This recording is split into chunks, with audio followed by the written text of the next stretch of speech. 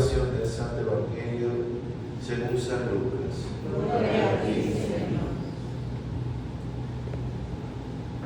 Muchos han emprendido la tarea de componer un relato sobre los hechos que se han cumplido entre nosotros, siguiendo las tradiciones transmitidas por los que primero fueron testigos oculares y luego predicadores de la palabra. Yo también, después de comprobarlo todo exactamente desde el principio, he resuelto escribir para ti, ilustre Teófilo, un relato ordenado a fin de que conozcas bien la solidez de las enseñanzas que has recibido. En aquel tiempo Jesús volvió a Galilea con la fuerza del Espíritu, y su fama se extendió por toda la región. Enseñaba en las sinagogas y todos lo alababan. Fue a Nazaret, donde se había criado, entró en la sinagoga como era costumbre los sábados y se puso de pie para hacer la lectura. Le entregaron el libro del profeta Isaías y desenrollándolo encontró el pasaje donde estaba escrito: el Espíritu del Señor sobre mí, porque me ha ungido.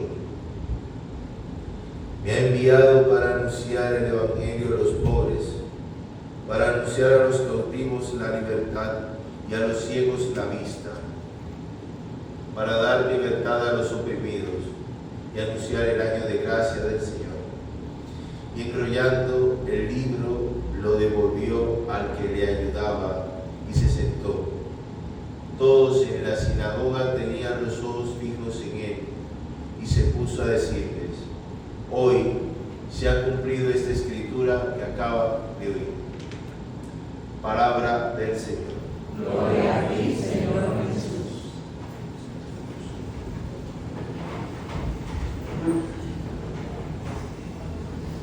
En un momento de nuestra historia donde los afanes nos mantienen cansados y fatigados, pues hay un salmista que tiene una experiencia. Dice que la ley del Señor es descanso del alma.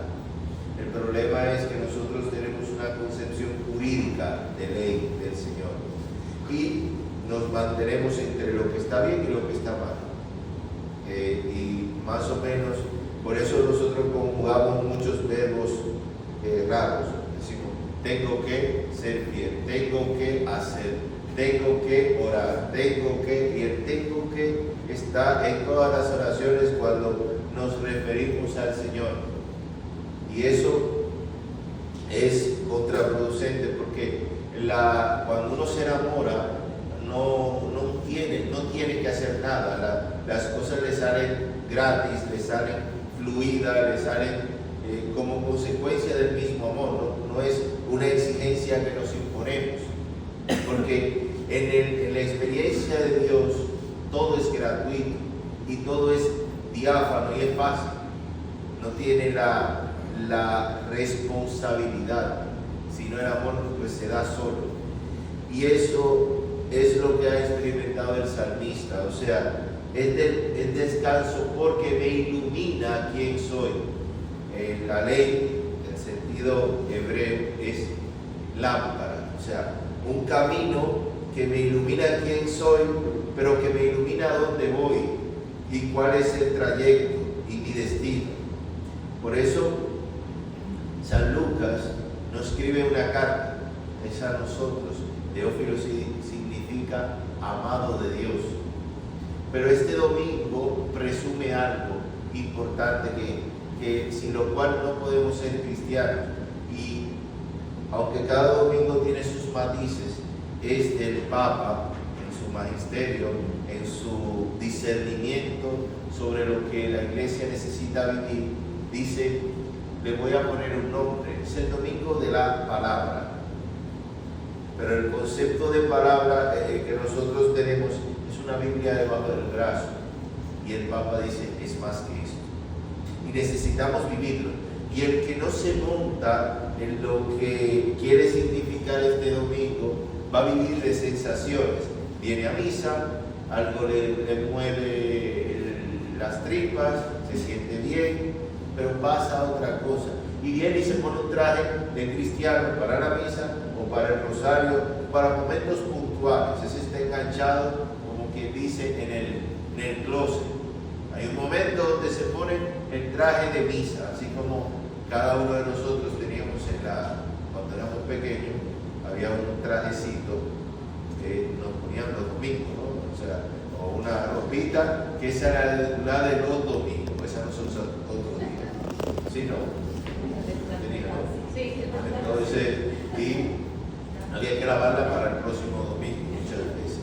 Pues así nosotros tenemos un traje de misa y de oraciones.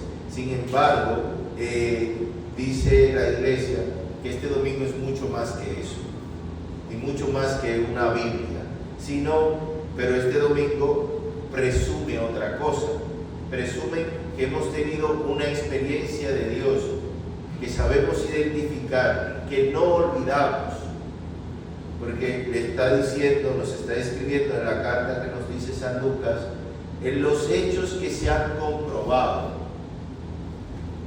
Me gustaría preguntarle a algunos si tiene hechos de Dios comprobados, o el estar aquí es fruto de la tradición cultural familiar, que yo crecí en una familia católica y que me debo desenvolver por ahí y que no importa, soy borrego. O sea, a veces somos no cristianos, sino borregos ideologizados. O sea, así como los LGTB piensan en su tontería, nosotros pensamos en cosas bonitas espirituales, pero experiencia no tanto. Por eso necesitamos identificar, para entrar en este domingo, necesitamos identificar cuál es la experiencia donde Dios se manifestó, que me atrajo hacia acá, que me invita, y no es que tengo que ir a misa los domingos, sino lo necesito. Necesito encontrarme con el Señor, que se me apareció primero en mi vida y después se hace carne en un pan. Porque ¿cómo creemos que Él está ahí presente si antes no lo hemos visto en otro lado? ¿Quién lo dice? La iglesia. Sí, pero la iglesia, cuando decimos en la misa, este es el sacramento de nuestra fe. ¿Qué está diciendo ahí? Este es el sacramento de nuestra experiencia con Dios. Por eso, aquí presumen un encuentro y una seducción del alma. Pero el Papa le llama el domingo de la palabra, porque la palabra de Dios no es una idea que se transmite para consolarnos, para hoy vivir.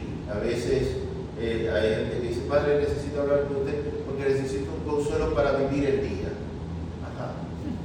Y si es para vivir el día, y cuando llegue mañana, y cuando te dé la mala noticia que no está esperando, o como cuando estas personas, que hay decenas de personas aquí que no tienen mañana, ¿cómo se entiende eso? Pues la iglesia dice, si hay una experiencia previa de Dios, entonces todo es palabra de Dios. No se circunscribe la palabra a un libro, sino que nuestra vida se convierte en el libro donde Dios escribe una historia y le está escribiendo bien. Por eso, si uno se encuentra con el Señor, no usa traje de domingo, sino que toda la vida, todo acontecimiento es un diálogo con el Señor, y ante lo cual podemos decir palabra de Dios.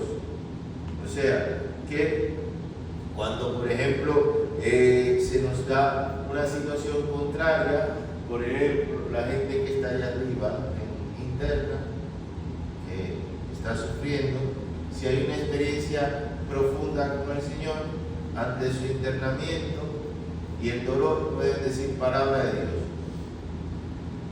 Lo decimos nosotros, o pensamos que es injusto lo que está pasando.